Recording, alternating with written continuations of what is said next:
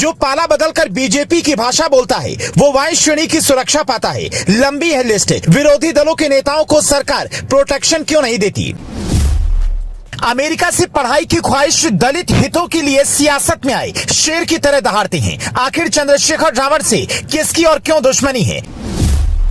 आज जो रिपोर्ट हम आपको दिखाने जा रहे हैं वो आपकी आंखें खोल देंगी। आखिर यूपी में हो क्या रहा है? विपक्षी नेताओं की या तो सुरक्षा वापस ली जाती है या फिर उन्हें कोई ना कोई मुश्किल में छोड़ दिया जाता है। जो बीजेपी का विरोध करता है वो खतरे से खेलता है और जो विरोधी पाला बदलकर विरोधी की भाषा बोलता है उसको XYZ श्रेणी की सुरक्षा मिल जाती है। कुछ ही घंटे पहले सहारनपुर के देवबंद में चंद्रशेखर रावण पर जानलेवा हमला हुआ। गनीमत रही कि वो बाल बाल बच गए और हालत खतरे से बाहर है। कार पर सवार होकर आए हमलावरों ने रावण पर ताबड़तोड़ हमला शुरू कर दिया।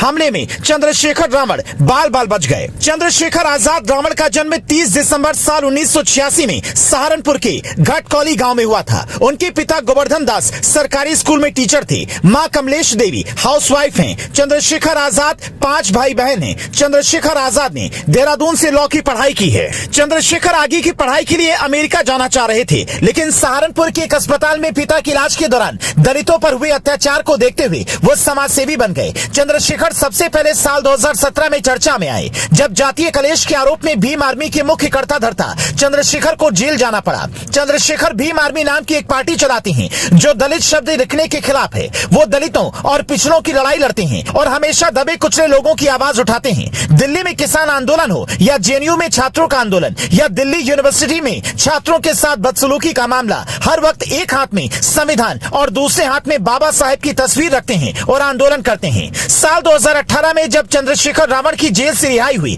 तब उन्होंने VIP सुरक्षा मांगी थी, लेकिन गृह मंत्रालय ने अनदेखा कर दिया। उनके समर्थक उन्हें जेड कैटेगरी की सुरक्षा देने की मांग कर रहे थे, लेकिन चंद्रशेखर आजाद पर हुआ हमला किसी विरोधी दल के नेता पर होने वाली हमले की कोई पहली घटना नहीं है।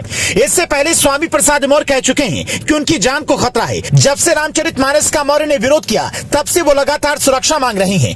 जब तक बीजेपी के साथ थे तब तक उनकी सुरक्षा थी, बीजेपी छोड़ते ही सुरक्षा चली गई। इसी तरह जब तक ओम प्रकाश राजभर अखिलेश यादव के साथ थे तब तक उन्हें सुरक्षा नहीं मिली थी, लेकिन जैसे ही राजभर 2-3 बार योगी से मिले और दिल्ली में अमित शाह से मिलकर बीजेपी की जुबान बोलने लगे, फौरन Y कैटेगरी की सुरक्षा मिल गई। इसी तरह बिहार में भी हुआ। उपेंद्र कुशवाहा जब तक नीतीश कुमार की पार्टी JDU में थे तब तक उनके पास भी कोई सुरक्षा नहीं थी, लेकिन जैसे ही BJDU छोड़कर बीजेपी में आए उनकी सुरक्षा Y कैटेगरी की हो गई। अतीक अहमद बीजेपी का विरोध करते थे, निपटा दिए गए।